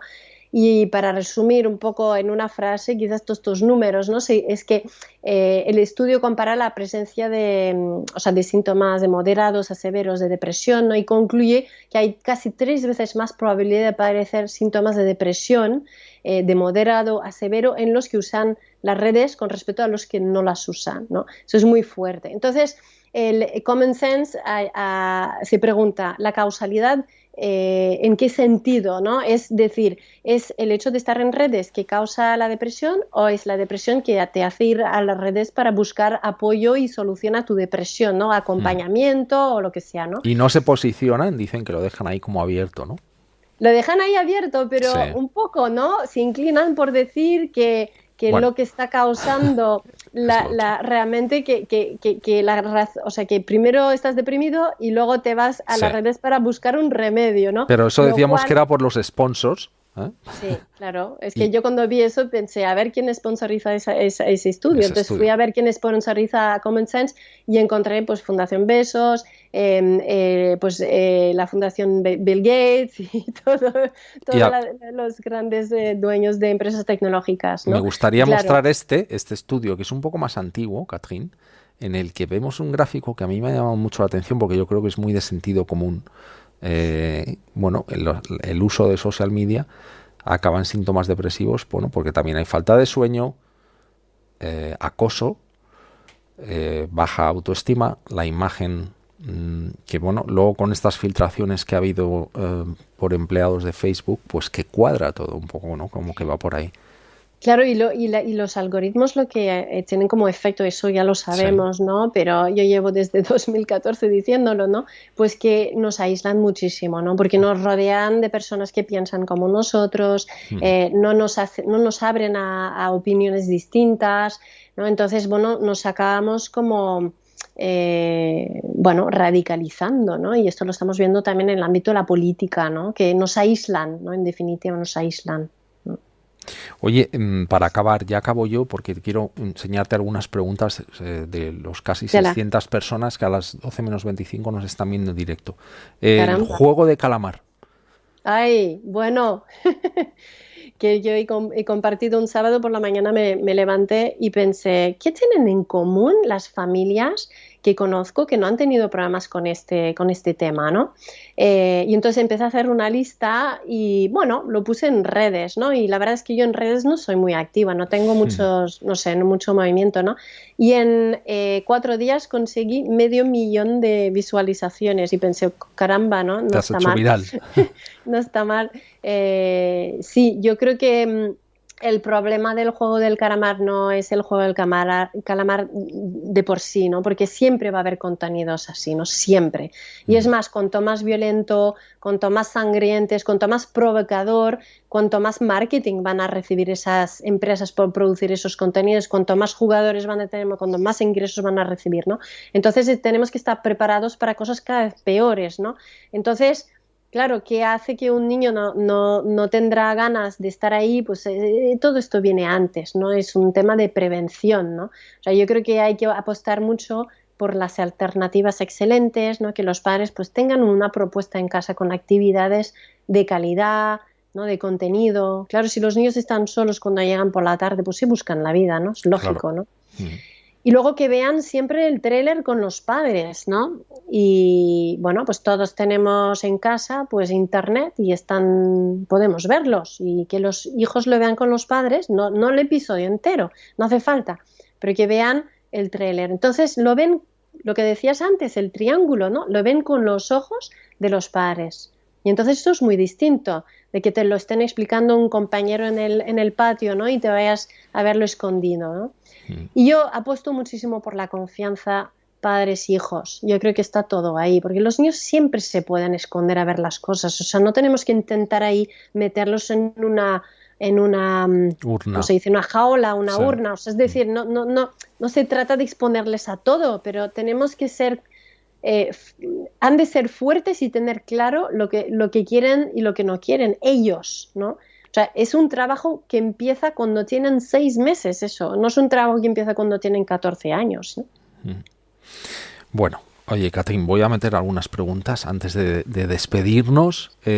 Burgalesa nos preguntaba cómo encaja el aprendizaje basado en la experiencia como Montessori con la evaluación actual, las notas. Veo mucha estrategia para aprobar que no implica aprendizaje, nos decía Burgalesa.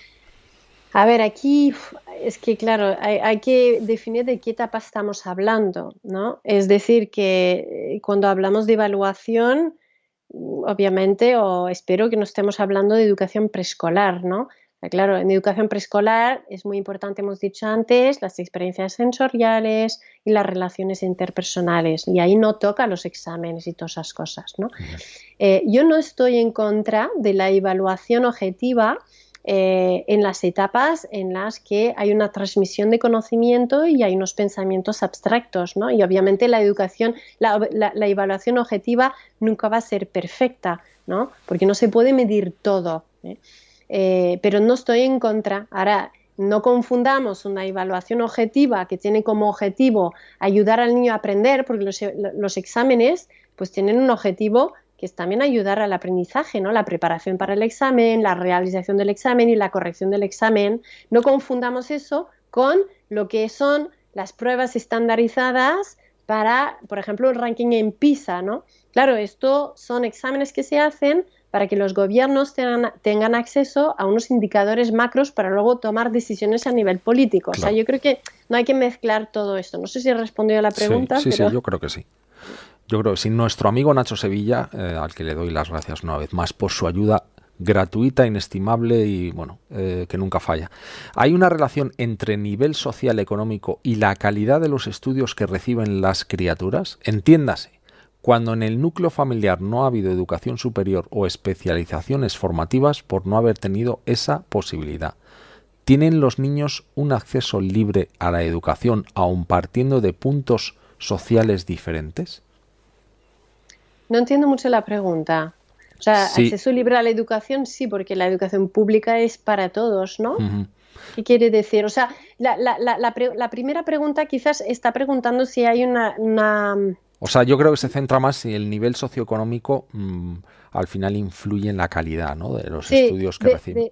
de los estudios que reciben. A Sí. ver, o sea, hay muchos estudios sobre esto. Lo que pasa es que yo no los tengo muy, o sea, no es mi tema, ¿no? Pero Ujú. lo que tengo entendido es que sí que hay una relación entre pues el nivel cultural que hay en los padres y el nivel cultural que habrá en los niños, ¿no? O Ujú. sea, digo que para eso también está la escuela, ¿no? Para, a lo mejor en algunos casos, pues compensar, ¿no? Y ser ese ascensor, ¿no?, de social, ¿no?, socioeconómico, ¿no?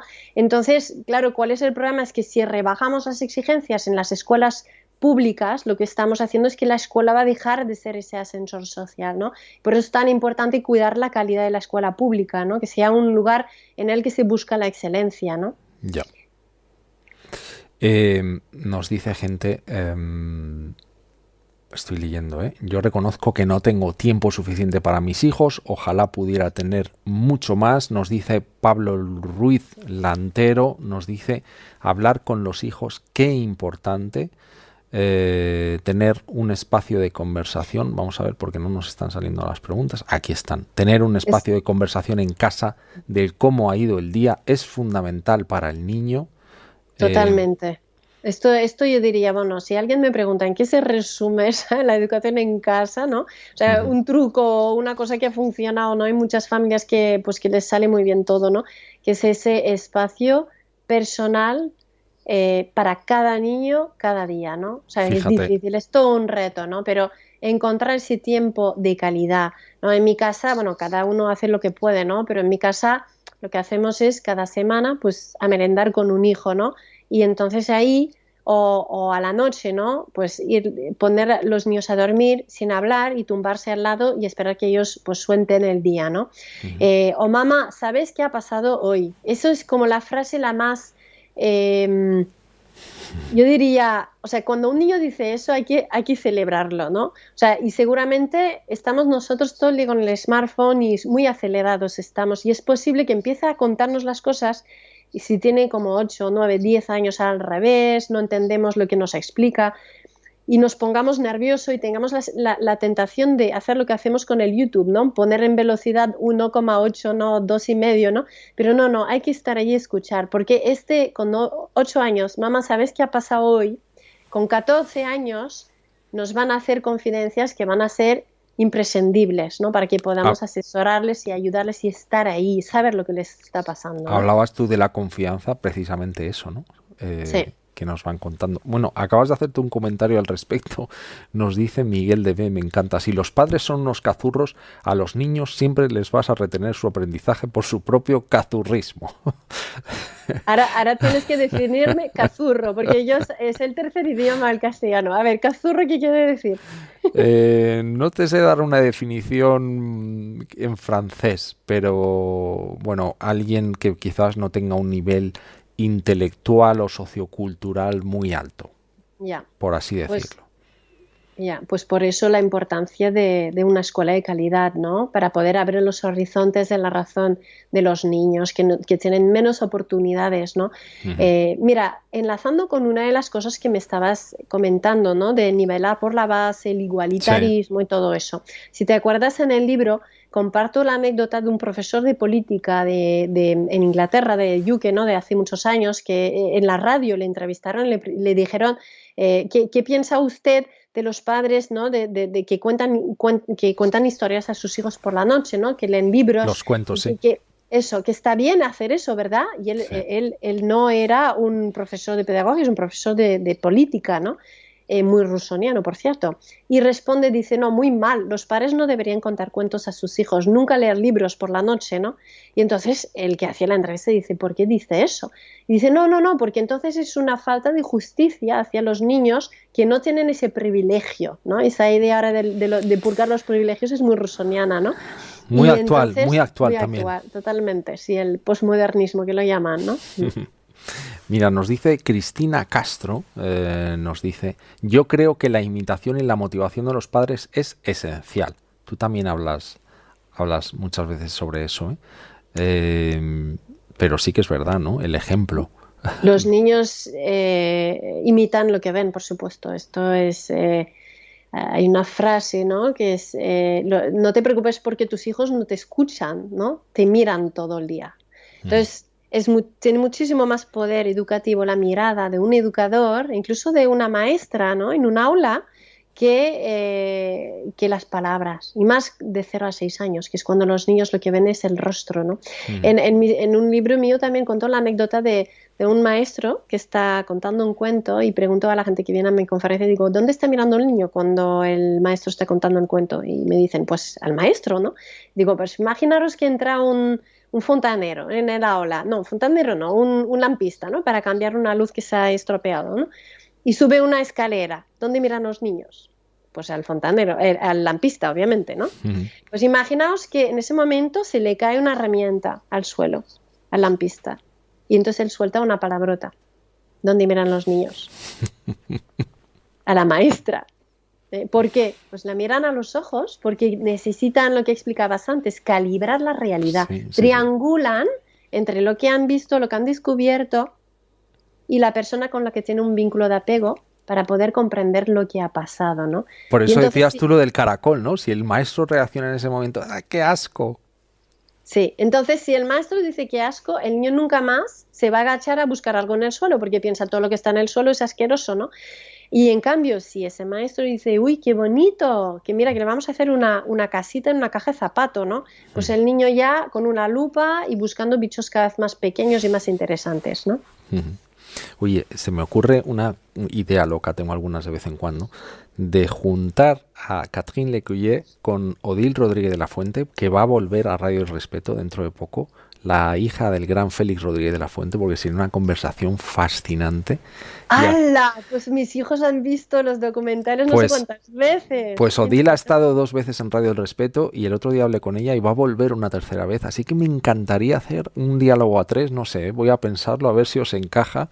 Oye, apunto, Burgalesa, que está aquí al quite, nos dice cazurro, que es torpe, ignorante y simple, la definición de la RAE, ¿eh? Fíjate, así que yo creo que ha quedado bastante claro. Catherine, son prácticamente las 12, la hora bruja, las 10:48 en las Islas Canarias, a las que le volvemos a mandar un gran abrazo. Me pasaría conversando contigo toda la noche. Bueno, y contigo también, me pasaría mucho rato. Me ha encantado aprender tantas cosas que no sabía. Creo que voy a cambiar la definición del programa, fíjate, porque siempre digo que El Respeto es un programa para mentes curiosas, pero leyendo muchas de tus cosas creo que lo voy a redirigir por el asombro, ¿no? El retomar esa capacidad de asombro, de redescubrir la realidad, porque yo creo que siempre va más enfocado por ahí, ¿no? Es para mí un absoluto honor entregarte este parche que te mandaré a tu casa de Respetable a Barcelona, pues para que lo luzcas donde quieras. Como recuerdo de haber pasado por aquí, ojalá puedas volver pronto, recomendarle a la gente una vez más conversaciones con mi maestra, dudas y certezas sobre la educación, en todas las librerías, seguro que en vuestro librero de barrio está ahí, si no tenéis algún vínculo en la descripción del vídeo.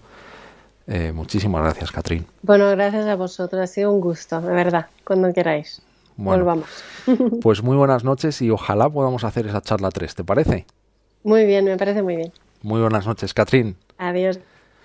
Bueno, y llegamos al final de este Radio El Respeto con algún susto que nos ha proporcionado YouTube. Hoy no ha sido la luz, no ha sido el equipo, no sé qué ha pasado, luego lo analizaremos. Ha sido, bueno, pero tenéis ahí el vínculo. Mañana juntaremos el audio y lo emitiremos todo en podcast, todo junto, para que lo tengáis, para que lo compartáis. Os recomiendo sinceramente el libro de Catherine, no sabéis lo que me ha abierto la cabeza, las de cosas que he aprendido, lo que he echado de menos no haberlo tenido antes. Y deciros, la semana que viene voy a estar fuera, así que no habrá Radio del Respeto. De hecho, me voy a la provincia de donde es originaria Catherine, me voy a Quebec, me voy a Canadá, y Radio El Respeto volverá el día 16 a las 10 de la noche en riguroso directo con un conocido, con un doctor que todos bueno, pues ya os iré contando quién es, pero vuelve a Radio El Respeto alguien al que tenéis mucho aprecio para que nos cuente cosas, porque hace tiempo que no hablamos de ello, de cuál es la situación. Y me decía, Pablo, he aprendido un montón de cosas que quiero compartir con vosotros. Así que ese doctor, que ya diré quién es, volverá. Vamos a tener a un entomólogo para hablar de entomología. Bueno, se avecinan muchísimas cosas, así que acordaros de suscribiros a Radio El Respeto. Os esperamos, como siempre, aquí en riguroso directo. Y si no, pues en formato podcast. Muchísimas gracias por estar ahí. Muy buenas noches.